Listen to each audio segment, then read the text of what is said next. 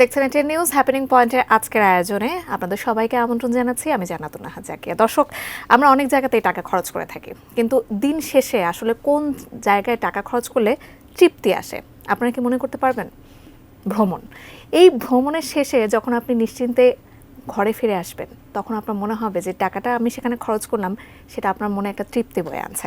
আমরা এ নিয়ে আজকে আমরা কথা বলবো এবং রোমাঞ্চকর সব অভিজ্ঞতা জানবো আমাদের আজকের অতিথির কাছ থেকে, যিনি পৃথিবীর সর্বদক্ষিণে মহাদেশ অ্যান্টার্কটিকা ঘুরে এসেছেন এবং সেই সাথে তিনি লাল সবুজ পতাকা হাতে কখনো বরফের পাহাড়ে, কখনো হিমশীতল সাগরে, বিশাল আকার তিমির কাছাকাছি থাকার ছবি, কখনো পাহাড়ে বরফের পাহাড় খুঁড়ে সেখানে রাত্রি যাপনের ছবি প্রদর্শন করেছেন এবং সেই সাথে তিনি সাক্ষী হয়েছেন বরফের বিশাল আইসবার্গ ও অপার্থিব সৌন্দর্যে। সাগরে ঘুরে কখনো জাহাজে থেকে নেমে ছোট নৌকায় পেঙ্গুইনের রাজ্য দেখেছেন, কিংবা এক হাত ব্যবধানে থেকে দেখেছেন বিশাল আকার তিমি, এবং সেভাবে পদে পদে বিপদের সম্মুখীন হয়েও তিনি ছুঁয়ে এসেছেন পৃথিবীর দক্ষিণ মেরু। দর্শক, আপনারা নিশ্চয়ই বুঝতে পারছেন কিছুটা হলেও আজকে আমাদের সাথে কে উপস্থিত আছেন। মহুয়া রৌফ, বিশ্ব পর্যটক এবং ভ্রমণ লেখক, আজকে আমাদের সাথে উপস্থিত আছেন। আপনাকে স্বাগত জানাচ্ছি আমাদের আয়োজনে। ছোটখাটো একটা পরিচিতি পর্ব আমরা আমাদের দর্শকদেরকে আপনার সম্বন্ধে দিয়েছে। একদম শুরুতেই যদি আপনার কাছ থেকে জানতে চাই যে পৃথিবীতে আরো অনেক জায়গা ছিল, কিন্তু আপনি অ্যান্টার্কটিকাকে কেন বেছে নিলেন? পৃথিবীতে যে অনেক জায়গা ছিল বলছেন, তো সেগুলো তো গেছি, সেরকম অনেক কিছুও তো দেখেছি। অ্যান্টার্কটিকার ব্যাপারটা হয়েছে কি, আমার স্বপ্ন ছিল পৃথিবীর সর্বদক্ষিণের শহরটিতে যাব, যে শহরটির নাম হচ্ছে উশুয়া, এবং যেটি পড়েছে আর্জেন্টিনার একেবারে দক্ষিণে। আর্জেন্টিনারও দক্ষিণে, পৃথিবীরও দক্ষিণে। তো আমি আমি আর্জেন্টিনা গিয়েছিলাম একবার। ঢাকা থেকে দূতাবাস নাই, করা যায় না। আমি অনেক কষ্ট করে একটা অ্যাপয়েন্টমেন্ট নিয়েছিলাম আমেরিকাতে, তাদের যে দূতাবাস আছে সেখানে, এবং ভিসাও পেয়েছি, গেছি। কিন্তু যেটি হয়েছে, আর্জেন্টিনা যাওয়ার পর আমার কাছে আসলে কোনোভাবেই আমি আর উশুয়া পর্যন্ত যাওয়ার সময়ও ছিল না, অর্থও ছিল না, আমি আর সেটি করতে পারছিলাম না। একটু দূরে আমি ফেরত এসেছি সেবারের ভ্রমণ শেষ করে। কিন্তু ওই যে আমার ভেতরে একটা, কি বলবো, আমার ভেতরে একটা দোনমনো, আমার ভেতরে একটা একটা যন্ত্রণা, একটা ছটফটানি, যে না, আমি তো পৃথিবীর শেষটা দেখতে পারলাম না। আমি আরেকবার প্রস্তুতি নিলাম, নিয়ে আমি চলে গেলাম পৃথিবীর শেষে। পৃথিবীর শেষে যাওয়ার যখন ভিসা আমার হয়ে গেল দ্বিতীয়বার আমেরিকা থেকে, তখন আমার মাথায় এলো, আমি যখন পৃথিবীর শেষেই যাচ্ছি, সেখান থেকেই তো জাহাজ ছাড়ে, আমি কেন এই সুযোগটা নিচ্ছি না? আপনাকে একটু বলে রাখি, অ্যান্টার্কটিকা যাওয়া কিন্তু আপনাকে 1 বছর আগে বুকিং করতে হবে, ন্যূনতম, অথবা 6 মাস। আপনার কাছে কিন্তু এই বুকিংগুলো কিন্তু ঝটপট পাওয়া যায় না। আমি ভিসা হয়ে যাওয়ার পরে আমি উশুয়া পর্যন্ত টিকিট কেটে ফেললাম প্লেনের, কিন্তু আমাকে তো একটা প্যাকেজ বের করতে হবে। ব্যাপারটা এরকম নয়, এটা সদরঘাটের লঞ্চ নয় যে আপনি সদরঘাটে গিয়ে দাঁড়িয়ে থাকবেন আর জাহাজ আপনাকে ডেকে তুলে নেবে। ব্যাপারটা এরকম নয়। আপনাকে কোনো একটি প্রতিষ্ঠান, কিছু স্বীকৃত প্রতিষ্ঠান আছে, সেই প্রতিষ্ঠানের সাথে যোগাযোগ করে আপনাকে একটা প্যাকেজ নিতে হবে অ্যান্টার্কটিকা যাওয়া। তো আমি অনলাইনে খাটছি, একটা প্রতিষ্ঠান আমি পেলাম যারা আমাকে বলছে 24 ঘন্টার মধ্যে তুমি যদি 20% অর্থ দিয়ে এটি বুকিং না করো, আমরা একটি সেল করে দিব, আমাদের কাছে একটি মাত্র প্যাকেজ আছে। এরকম একটি কঠিন মুহূর্তে আমি সিদ্ধান্ত নিতে পারছিলাম না যে আমি কি করব। আমি তাদেরকে জানতে চাইলাম, যদি কোনো কারণে আমি তোমাদের চূড়ান্ত প্রক্রিয়া শেষ করতে না পারি, তোমরা কি এই অর্থ আমাকে ফেরত দেবে? তারা বলল না, অফেরতযোগ্য। সবকিছু মিলিয়ে আমি একটা কঠিন সময়ের মধ্য দিয়ে যাচ্ছিলাম, কিন্তু আমার হাতে সময় কম। আমি এক সময় মনে করলাম যে মাঝে মাঝে ঝুঁকি নিতে হয় জীবনে, মাঝে মাঝে খেলতে হয় জীবনের সাথে, মাঝে মাঝে নিজের সাথে খেলতে হয়। আমি বুকিং দিলাম, এবং আমি যখন বুকিং দিচ্ছি তখন আমি আমেরিকা, এরপরের পথ ছিল আমি যাব ব্রাজিল, তারপরে আমি চিলিতে যাব, তারপরে আমি আর্জেন্টিনা হয়ে উশুয়া হয়ে জাহাজে উঠব। দেখুন, আমি কিন্তু মাত্র বুকিং দিয়েছি, আমার কিন্তু অনেক প্রস্তুতি। হ্যাঁ, এরপরে দেখেন আমার ভ্রমণ চলছে, আমার প্রস্তুতি চলছে, প্রস্তুতি চলছে। তারা আমার কাছে নানান নথিপত্র চায়। আমি তখন ভ্রমণে থাকি। রাতে এসে আমি যে হোস্টেলে থাকি বা যেখানে আমি ঘুমাই, যেই দেশে থাকি, আমি আমার ইমেল খুঁজে দেখি যে কি তারা চেয়েছে, তারপর আমি সেটি পাঠাই। এই করতে করতে একটা সময় আমার চূড়ান্ত হয় এবং আমার এই স্বপ্নের দ্বার খুলে যায়। আচ্ছা, অ্যান্টার্কটিকার অভিযাত্রা সম্পর্কে আসলে আপনার কাছ থেকে জানতে চাই। কিভাবে শুরু করলেন, কোথায় কোথায় গেলেন? অ্যান্টার্কটিকাতে প্রথমে যেটি বলবো, যাওয়ার পথটা খুবই রুক্ষ, খুবই বাজে। খুবই খারাপ একটি পথ, যেটিকে বলা হয় ড্র্যাক প্যাসেজ। আচ্ছা। 3 দিন 3 রাত জাহাজ চলতে থাকে, উশুইয়া শহর থেকে জাহাজ ছাড়ে, 3 দিন চলতে থাকে, একদিকে প্রশান্ত, একদিকে আটলান্টিক মহাসাগর, তার মাঝে একটা সরু একটা সাগর তৈরি হয়েছে। মানে একটু বলে রাখি, আমরা পড়েছি না ভূগোল বইয়ে স্যার ফ্রান্সিস ড্র্যাক, এই ভদ্রলোক প্রায়শই জাহাজে নিয়ে যেতেন প্রশান্ত মহাসাগরে। তো তিনি একসময় দেখলেন যে ঢেউ অনেক উঁচু হচ্ছে। তখন তার কাছে মনে হলো, আমি তো প্রশান্ত মহাসাগরে আগেও এসেছি, কই ঢেউ তো এমন উঁচু হয় না, এত উঁচু হচ্ছে কেন? তখন তো উনি দেখতে পেলেন যে আসলে উনি প্রশান্ত মহাসাগরে নাই, ওনার জাহাজ চলে গেছে আরেকটি সরু সাগরে। সেই সাগর সরু বলে ঢেউ হয় অনেক উঁচুতে। এবং তিনি আবিষ্কার করলেন এই পথ, যার নাম ড্র্যাক প্যাসেজ হয়ে গেল তার নামে। এই ড্র্যাক প্যাসেজ মানুষ অসুস্থ হয়ে যায়, স্বাভাবিকভাবে জাহাজে হাঁটা যায় না। আমি আপনাকে জিজ্ঞেস করতে নিয়েছিলাম যে সি সিকনেসে আপনি পড়েছিলেন কিনা। খুবই এবং আমি কিন্তু সমস্ত ব্যবস্থা নিয়েছি, যে ট্যাবলেট খেতে হয় সেটি নিয়েছি, হাতে একটি ব্যান্ড বাঁধতে হয় সেটি আমি কিনে নিয়েছিলাম, সেটি আমি বেঁধেছি। কোনো কিছুতে আমি রেহাই পাইনি, আমি একটু বেশি অসুস্থ হয়েছি। যাই হোক, কিন্তু অদ্ভুতভাবে আপনি খেয়াল করবেন, যেই আমাদের জাহাজ অ্যান্টার্কটিক পেনিনসুলাতে ঢুকে যায়, অর্থাৎ অ্যান্টার্কটিক পেনিনসুলা বা অ্যান্টার্কটিক বৃত্ত বা অ্যান্টার্কটিক সার্কেল বা অ্যান্টার্কটিকার সীমানা যেই অতিক্রম করে না, সাগর শান্ত, কোনো ঢেউ নাই, এবং আপনি অসম্ভব তখন সুস্থ অনুভব করবেন। এবং ঢুকে গেল, এবং আমার মনে আছে তখন ছিল আমাদের সকালের নাস্তা শেষ এবং দুপুরের খাবারের মাঝামাঝি একটা সময়, এবং আমাদের এক্সপিডিশনস লিডার যে, তার নাম হচ্ছে মারিও ঘোষণা দিচ্ছে। জাহাজে যখন ঘোষণা হয় তখন সব কক্ষে শোনা যায়, সব জায়গায় শোনা যায়। মারিও ঘোষণা দিচ্ছে, আমরা অ্যান্টার্কটিক পেনিনসুলায় ঢুকে পড়েছি, তোমরা বাইরে এসে দেখো, কি অসাধারণ দৃশ্য। এবং আমাদের পরনে যা ছিল, আমরা শুধু সময় নেই ক্যামেরা হাতে নিতে, আর কোনো সময় নেই না, নিয়ে আমরা ছুটে জাহাজের ডেক বা জাহাজের বারান্দা যেটি বলে, আমরা সেখানে ছুটে গেলাম। এবং এক অদ্ভুত সৌন্দর্য, একেবারে দুধের মতো একটা মহাদেশ, সাদা অপার্থিব সৌন্দর্য, কোনো সবুজ নাই চারিদিকে, ঝিঝি পোকার ডাক নাই, কিচ্ছু নাই, কোনো শব্দ নেই, নিশ্চুপ একটা মহাদেশ। পানির উপরে ভাসছে সব বরফ, পানির উপরে আইসবার্গ, চারিদিকে পাহাড়, এবং পাহাড়গুলোর উপরে বরফ পড়েছে, মাঝে মাঝে সাগরের মাঝে মাঝে পাহাড়। এই হচ্ছে মহাদেশ। এবং আপনার ভ্রমণ অভিজ্ঞতা আমি পড়ছিলাম, আপনি ঘুরেছেন, গায়ে কাটা দিচ্ছে আমার। আমি অ্যান্টার্কটিকার নিয়েও পড়েছি, এবং আপনার যে ভ্রমণ বিষয়ক আপনি একটা বই লিখেছেন সেটা সম্পর্কেও পড়েছি। আসলে আমি সেখানে দেখলাম আপনাদেরকে ছোট ছোট ভাগ করে আসলে এই অ্যান্টার্কটিকা প্রদেশে, সেটা সম্পর্কে একটু জানতে চাই। সেটা হচ্ছে যে আপনি অ্যান্টার্কটিকা দেখবেন কিভাবে, জাহাজ একটা জায়গায় গিয়ে থামতে হবে, অনেক আইসবার্গ, অনেক পাহাড়, জাহাজ তো মুভ করতে পারবে না, জাহাজ থামবে, ছোট ছোট নৌকা যাদেরকে বলা হয় জডিয়াকে 10 জন করে উঠিয়ে আপনাকে নিয়ে যাবে যেখানে পেঙ্গুইন আছে, যেখানে সিল আছে, বা এমন উপসাগরে নিয়ে যাবে আপনাকে যেখানে তিমির প্রজনন ক্ষেত্র, তিমির অভয়ারণ্য, তিমি থাকে সেসব জায়গায় আপনাকে নিয়ে যাওয়া হবে। এবং আপনি সেখানে ঘুরে ঘুরে তিমি দেখবেন। আপনি 1 হাত ব্যবধানে তিমি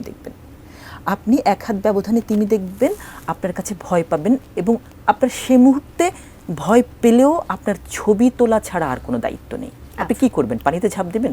আপনি তো ঠান্ডায় মারা পড়বেন। এইগুলো আপনি যেটি বলছেন যে ছোট ছোট নৌকায় করে, তারপর ধরেন যেখানে পেঙ্গুইন আছে সেখানে, কিন্তু আমার কাছে মনে হয়েছিল না জানি পেঙ্গুইনকে একটু ছুতে পারবো, একটু কোলে নিতে পারবো, কিন্তু ব্যাপারটা কিন্তু সেরকম নয়, একেবারে অসম্ভব।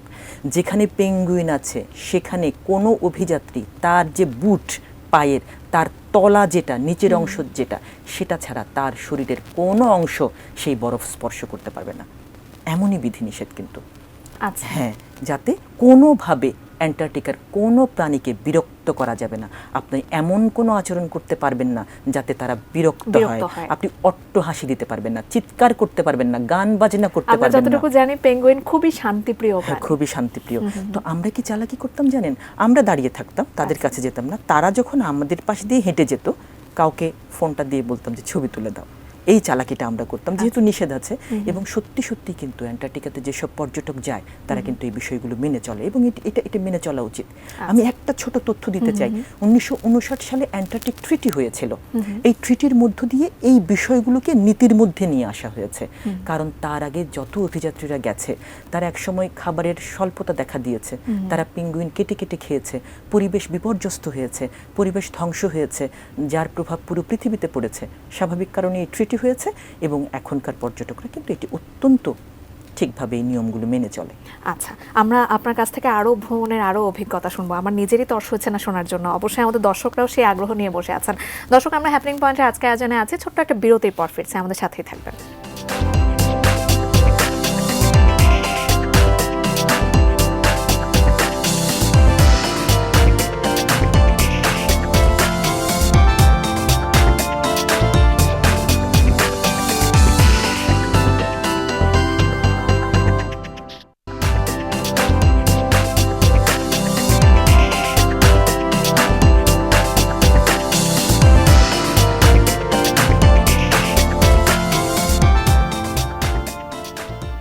বিরতির পর আরও একবার আমন্ত্রণ জানাচ্ছি আমাদের আজকের হ্যাপেনিং পয়েন্টের আয়োজনে, এবং আজকে আমরা অ্যান্টার্কটিকার গল্প শুনছিলাম আমাদের আজকের অতিথি মহুয়া রৌফের কাছ থেকে। তিনি বিশ্ব পর্যটক এবং ভ্রমণ লেখক। আমি আরও একবার আপনাদের কাছে তার পরিচয়টা জানাতে চাই। আপা, আমরা জানছিলাম অ্যান্টার্কটিকার কথা। আমি কিছুক্ষণ আগে আপনার সঙ্গে যখন কথা বলছিলাম, আপনি বলছিলেন যে অ্যান্টার্কটিকা যাওয়ার আগে আপনি মরুভূমি ঘুরে এসেছেন, মরুভূমি থেকে অ্যান্টার্কটিকা, এরপরে আপনি সর্বশেষ গেলেন হচ্ছে অ্যামাজনে। রোমাঞ্চকর অভিজ্ঞতা আসলে শেষ নাই আপনার এই পড়তে পড়তে। আমি জানতে চাই সেই অভিজ্ঞতা, পার্থক্যটা কেমন দেখতে পেলাম? মানে যেটা হয়েছে, আমার সেবার অ্যান্টার্কটিকার আগেই ছিল আমার ভ্রমণ পরিকল্পনায় হচ্ছে চিলি। আপনারা জানেন চিলিতে একটি মরুভূমি আছে যেটিকে বলা হয় আতাকামা মরুভূমি। পৃথিবীর সবচেয়ে শুষ্ক বলা হয় এই কারণে টানা 100 বছর এখানে এক ফোঁটাও বৃষ্টি হয়নি, যার কারণে এটিকে বলা হয় শুষ্ক মরুভূমি। তো এই মরুভূমিতে না আমি 5 দিনের জন্য গিয়েছিলাম। আবহাওয়া এত বৈরী হয়ে গেল যে আমি আটকা পড়ে গেলাম, সেখানে আমাকে আরও বেশি দিন থাকতে হলো। এবং রোদে বা গরমে বা তপ্ত একটা আবহাওয়া, তো যেটা আমার মুখটা একেবারে পুড়ে গিয়েছিল। এবং সেখান থেকে কিন্তু আমি আর্জেন্টিনা গেলাম, এবং সেই অবস্থায় কিন্তু আমি আর্জেন্টিনাতে উশুয়াতে পৌঁছে জাহাজে উঠলাম। তার মানে কি? তার মানে অত্যন্ত তপ্ত একটি আবহাওয়া থেকে অত্যন্ত শীতল একটি আবহাওয়া, হ্যাঁ, একেবারে বিপরীত একটি আবহাওয়া। মানে এটাও একটা অন্যরকম অভিজ্ঞতা। আবার যদি আপনি বলেন আমাজনের কথা, অ্যান্টার্কটিকা ছিল একটি শব্দহীন মহাদেশ। কোনো শব্দ নাই, কোনো সবুজ নাই, যেখানে কোনো সবুজ নাই, একেবারে ধবধবে সাদা একটি মহাদেশ, ঠিক আছে? আর আমাজন হচ্ছে যে অত্যন্ত অত্যন্ত শব্দের একটি মহাদেশ। শব্দের কেন বলছে জানেন? সারাক্ষণ নানা পোকামাকড় রেকর্ড বেজেই চলছে। আপনি কি রাত কি দিন, আপনি কিন্তু দিনের বেলা এসব পোকামাকড়কে দেখবেন না তেমন একটা, কিন্তু ওই রেকর্ড বাজছে। এবং যেই অ্যান্টার্কটিকায় কোনো সবুজ নাই, সেখান থেকে কিনা আমাজনে গেলাম, সবুজ আর সবুজ। আপনি কত সবুজ দেখবেন? পৃথিবীর মনে হয় সবচেয়ে সবুজ সে ধরে রেখেছে, পৃথিবীর সবচেয়ে বেশি কার্বন সে ধরে রাখতে পারে, পৃথিবী অনেক বেশি অক্সিজেন সে তৈরি করতে পারে। মানে এই যে একটার সাথে একটা, মানে তফাৎটা না একেবারে আকাশ পাতাল তফাৎ। বিধায় চোখ শীতল করার দৃশ্য আপনি দেখে এসেছেন। অভিযাত্রী প্রসঙ্গে জানতে চাই, আপনার ভ্রমণে কোন কোন দেশের অভিযাত্রী ছিল, এবং বাংলাদেশে কেউ ছিল কিনা? আর কেউ? আমার অ্যান্টার্কটিকা তো বাংলাদেশ শুধু না, আমি তো দক্ষিণ এশিয়ারই কাউকে পাইনি। এবং আমার মনে আছে যে কারোর সাথে তো বাংলায় কথা বলতে পারিনি। হ্যাঁ, এটি আমার একটি দুঃখ আছে। আমি 2জন ভারতীয় পেয়েছি যারা জন্মগ্রহণ করেছে, একজন ইংল্যান্ডে, একজন আমেরিকায়। তারপরও তাদেরকে আমার খুব আপন মনে হয়েছে, কারণ আমার পাশের দেশে, এবং তারা আমাকে বলেছে তোমার দেশে যাব, আমার বাবা মা কিন্তু আমাদের দেশে থাকেন, বা আমার বাবা, যদিও আমরা ওখানে জন্মেছি, যান বা এরকম একটা, এটি আমার ভালো লেগেছে। আর আমাজনেও তো আমি তো একা ভ্রমণ করি আসলে, তো ওইভাবে করে আসলে কারোর সাথে কোনো বাংলাদেশের সাথে আমার ওই ভ্রমণে দেখা হয়নি। হয়তো আমার আগে গেছেন, আর পরে তো অবশ্যই যাবেন। অনেক বাংলাদেশ। খরচ প্রসঙ্গে যদি একটু ছোট করে জানতে চাই, যে আমাদের দর্শকরা অনেকেই আগ্রহী হবেন এ প্রসঙ্গে। আমাজনের কথা যদি বলি, ঢাকা থেকে খুব সহজ, ঢাকা থেকে ভিসা করা যায় ব্রাজিল। আমাজনের সবচেয়ে বড় অংশ 60% পড়েছে ব্রাজিলে, এবং আর বাকিটা পড়েছে অন্যান্য দেশে। আমি বলি আমাজন তো পৃথিবীর সবচেয়ে বড় রেইন ফরেস্ট, এটা কিন্তু দক্ষিণ আমেরিকার অনেকগুলো দেশের উপর দিয়ে গেছে। আপনি যদি মনে করেন আপনি ব্রাজিল দিয়ে যাবেন না, আপনি ইকুয়েডর দিয়ে যাবেন। আপনি যদি মনে করেন আপনি ব্রাজিল দিয়ে যাবেন না, আপনি পেরু হয়ে যাবেন, কোনো অসুবিধা নেই। হ্যাঁ, সিদ্ধান্ত আপনার, আপনি কিভাবে যাবেন। আমি ব্রাজিল হয়ে গেছি দুটো কারণে। একটি হচ্ছে যে 60% পড়েছে ব্রাজিলে, আমি এই বড় অংশটির একটি ক্ষুদ্র অংশ দেখতে চাই। আরেকটি কারণ হচ্ছে বাংলাদেশে দূতাবাস আছে। এবং খরচ বিষয়ে বলি, ঢাকা থেকে চলে যাওয়া ব্রাজিল পর্যন্ত এই খরচটা আসলে একটু বেশি। এই খরচে অনেকেরই নিয়ন্ত্রণ নাই বা থাকবে না, প্লেনের খরচটা বেশি। বাট আপনি যদি মানাউস শহরে একবার ঢুকে যেতে পারেন, এরপরে সেখান থেকে আমাজন দেখা খুবই সহজ। আমি 4 দিনের একটি প্যাকেজ নিয়েছিলাম, সেখানে আমার $200 চেয়ে একটু বেশি পড়েছে। মানে কি, বাংলাদেশে 25,000 টাকা। এই 4 দিন আমাকে নিয়ে গেল, নিয়ে আসলো, খাওয়ালো, আমাজন দেখালো। আমাজনের খোলা আমাজনে কিন্তু 1 রাত ছিলাম এই 4 রাতের মধ্যে। 1 রাত একেবারে খোলা জায়গায়, আপনি ভাবতে পারছেন, একেবারে খোলা জঙ্গলে ঘুমিয়েছি। কিভাবে ঘুমিয়েছি? কোনো ঘর তো নেই, ঝুলন্ত বিছানা, হেমাক তারা বলে, হেইজি, ঝুলন্ত যে বিছানা, এরকম গাছের সাথে এরকম ঝুলিয়ে দিয়ে সেটার সাথে ঘুমিয়েছি, উপরে মশারি টাঙিয়ে দিয়ে। সেখানে ভয় তো কাজ করেইছে, সারা রাত তো ঘুমাতে পারিনি, যদিও ঘুম বলছি এটাকে। অর্থাৎ আমি বলতে চাইছি যে অনেক গভীর ভাবে দেখবেন আমাজনকে, কিন্তু খরচ অত বেশি নয় যদি আপনি মানাউস পর্যন্ত পৌঁছে যেতে পারেন। আর অ্যান্টার্কটিকার খরচ কমানোটা আমার কাছে মনে হয় একটু কঠিন। এটি আসলে একটি ব্যয়বহুল। এটি জাহাজে উঠা এবং জাহাজ থেকে নামা। আমি 12 দিনের একটি নিয়েছিলাম, মানে একটু বেশি অ্যান্টার্কটিকা। আমার কাছে এখনো পর্যন্ত আমি আবিষ্কার করতে পারিনি খরচটা কিভাবে কমানো যাবে, কারণ একটু জটিল। তারপরে আমরা বলতে পারি আসলে ভ্রমণের টাকা কে যোগায়, ভূতে যোগায় বলে একটা কথা আছে। আমাদের দর্শনার্থী যারা আছেন এবং দর্শক যারা আছেন তারা নিশ্চয়ই আপনার এই কথা শুনে অনুপ্রাণিত হবেন। আপনার কাছ থেকে ভ্রমণের প্রতিবন্ধকতাগুলো সম্পর্কে একটু জানতে চাই, যদি একটু ছোট করে বলা যায়। প্রতিবন্ধকতা হচ্ছে এমনি নারী হিসেবে কিন্তু একটা সামাজিক প্রতিবন্ধকতা থাকে। অবশ্যই। এটি কিন্তু অবশ্যই যে আমাদের সমাজ এখনো পর্যন্ত নারীকে তো অন্যান্য সহজাত কাজেই কিন্তু ঠিকঠাকভাবে শুধু গ্রহণ করে না। সমাজই বলবো না, আমাদের পরিবার থেকেও কিন্তু আসে। একটা মেয়েকে একদম। কিন্তু তারা একা বের ছাড়বে হতে একা চান ছাড়বে না। তো স্বাভাবিক কারণে দৃষ্টিভঙ্গি সবচেয়ে বড় প্রতিবন্ধকতা, সবচেয়ে বড় প্রতিবন্ধকতা। কিন্তু আপনাকে একটা অদ্ভুত কথা বলি জানেন, এই যে আমি লাতিন আমেরিকায় যাই, জানেন আপনি যখন গেলেন না, আপনি নারী হিসেবে কোনো প্রতিবন্ধকতা দেখবেন না। এই যে আপনি নারী, এই নারী হিসেবে আপনাকে একটু একটু কুদৃষ্টি বা একটু অন্যভাবে তাকানো, এই বিষয়গুলো তো নাই।